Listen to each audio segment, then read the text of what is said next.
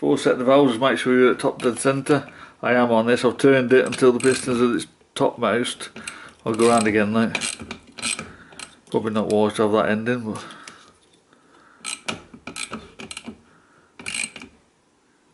so I notice it's top travel now. It wants to go back, and it should be on the rock, which it is.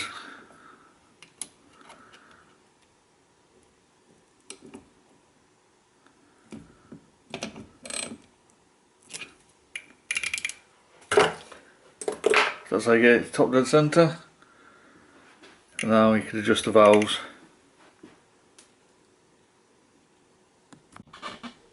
I'm going to do a set of videos setting the gaps on these valves, the valve clearances on this lawnmower.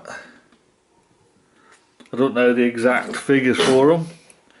I want to go for 0.1 on the inlet, and 0.2 on the exhaust, on the outlet. So on these, you just wind them back and then undo these anti-clockwise, the internal bits all the way out. Well, they don't have to come all the way out, but just about out a bit. You'll see why in a minute. I'm going to put the 0.1 feeler gauge in there and tighten the main nut down until it feels tightish in there but still moves. Then you hold the outer one and screw the inner one down.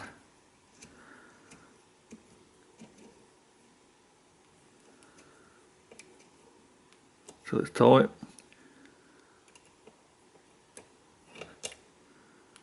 Like that. And just check again, make sure the clearance is right. Which it is. Lovely. So that's it. Let's do the other one at 0.2. I'll check the manual specs though first. I'm just going on what I usually use.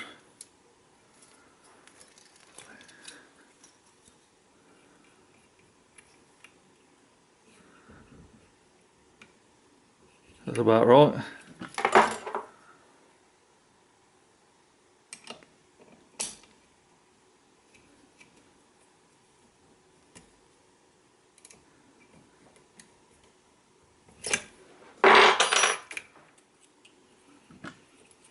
There you go, so 0.1 and 0.2. Obviously you need to be at top dead centre. So set your engine to top dead centre and then set your valves.